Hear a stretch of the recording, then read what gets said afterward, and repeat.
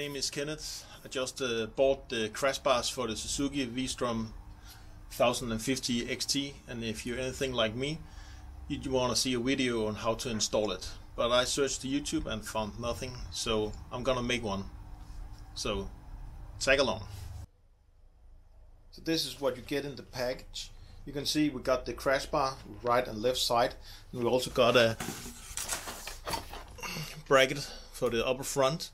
We got some bolts and nuts. So the front upper bracket is gonna be mounted in here.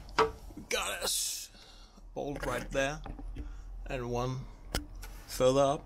So we're gonna remove those and place this in here and use the bolts that come with the crash bars.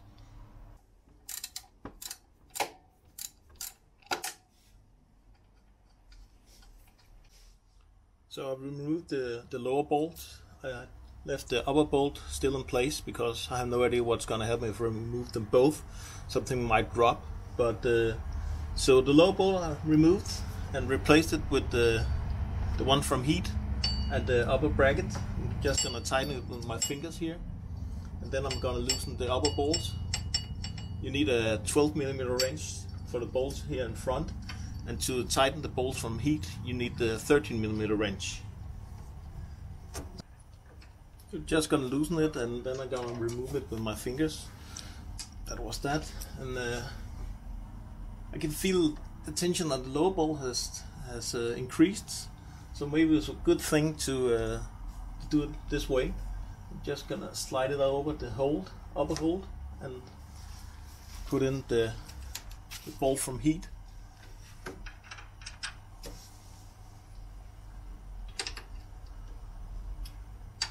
Tighten it with my fingers before I tighten it with the wrench. So now I got the upper front bracket mounted. I tightened the bolts with my fingers. I'm just gonna use this one to tighten a bit more. This.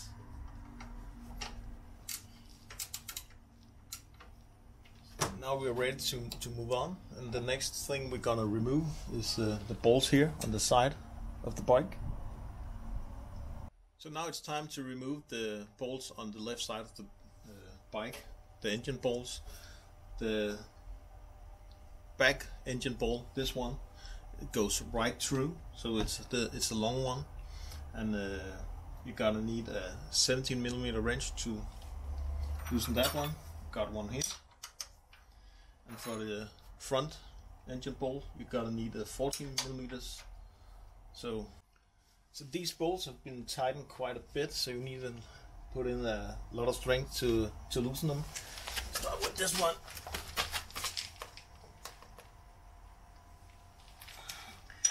And when you got it loose, you gotta have something on the other side, because this one goes all the way through. You gotta hold the bolt on the other side to make this one come off. So on the right side of the bike, you'll notice that the engine bolt here, it has come loose, and you have to loosen the front engine bolt. Make sure you don't drop the engine guard, and then you can pull this all the way through. So just gonna loosen this one. Let's see what it's gonna be.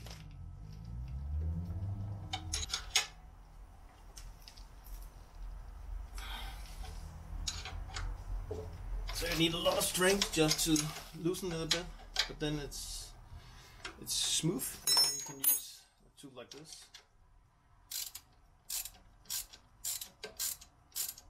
So with the front engine bolts out of the way, you can concentrate on the lower one, or the back one, and have a grip on the engine guard, and you can pull this one all the way through, like this, and then this will drop a bit. Just let it rest here, and you can concentrate on the crash bars.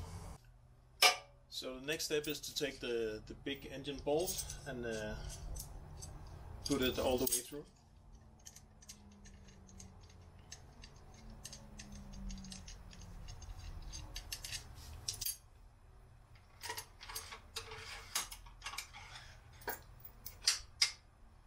Like this, and then we're gonna go to the other side on the left side and start with the crash bar on the left side. So on the left side of the bike we're just gonna place the spacers. The little one is for the long bolts in the back, and the bigger one is for the front bolt. And now I'm gonna move up this engine guard, place it over the long one. So like this, just gonna reach over the bike and push it from the other side, so it comes there. And then we need the long bolt in the front.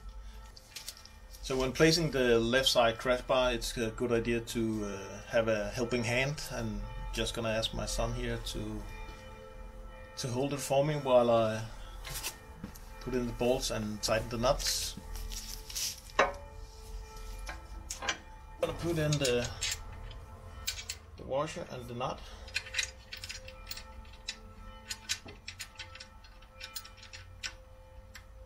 And tighten it loosely with my fingers. And for the front, I'm gonna align this a little bit up.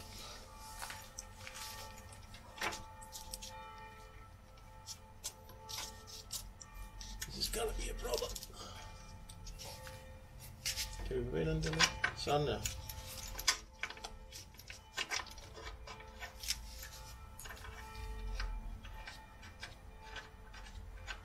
Guard, if you take a grip on the motor guard and release the tension, you can screw in the bolts with your fingers all the way.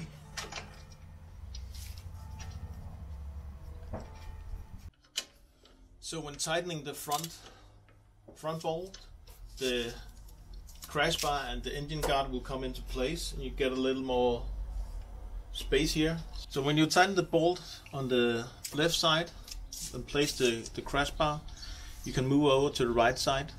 Make sure you don't loosen any of these bolts when you work on the right side. So on the right side of the bike, I need to place this bracket for the engine guard over this the long bolts in the rear, and I think it's gonna be tight, but let's have a look at it. Just gonna press it down a bit, and it fits. And then we're gonna need to put the spacer for the front ball in here. Maybe we should have done that to begin with. No, I think it's gonna fit. No, it's not. We're just gonna take this out again and put in the spacer.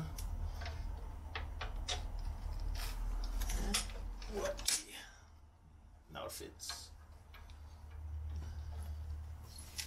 Let's see on the other side if it's a bit loose. Yeah, it's a bit loose, but I think this is gonna be okay.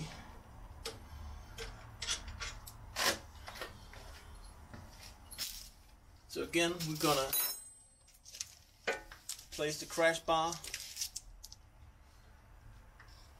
and we have to align it with the holes here, like this.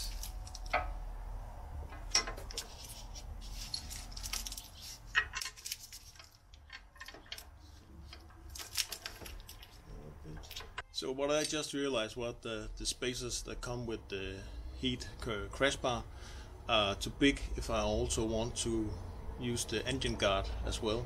So I changed the spacers back to the original ones, those that was placed on, but still using the bolts from heat.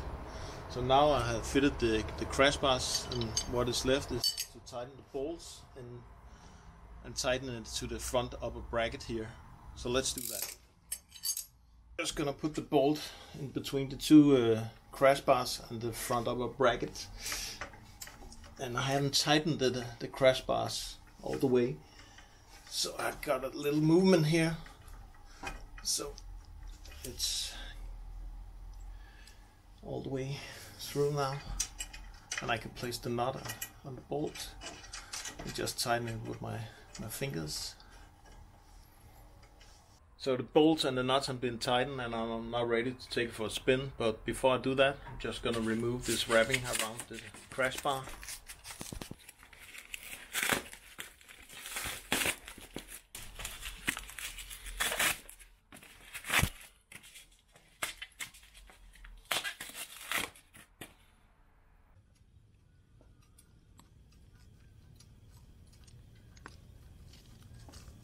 So the crash bars from Heat look fantastic on the bike.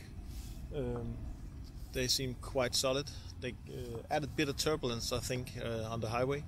But if you mount crash bars on your bike, you're probably not going to spend much time on the highway anyway. So I think they're going to do the job, and I'm looking forward to go on some adventure with these crash bars. So that's my installment of the Heat crash bars on the Suzuki V-Strom 1050XT. I had the lower crash bars from the factory installed on my bike, and I used the original spacers when I installed the Heat crash bars to make sure there was room enough to tighten the bolts when I pushed on the crash bars. So maybe you should do it, maybe you shouldn't. I don't know, but this is how I did it, and it works for me. So let me know in the comments what you think, and please like and subscribe. I have no idea if I'm gonna make any more motorcycle videos, but if you give me a thumbs up, I will probably buy something else and put on the bike. So, and until next time, see you.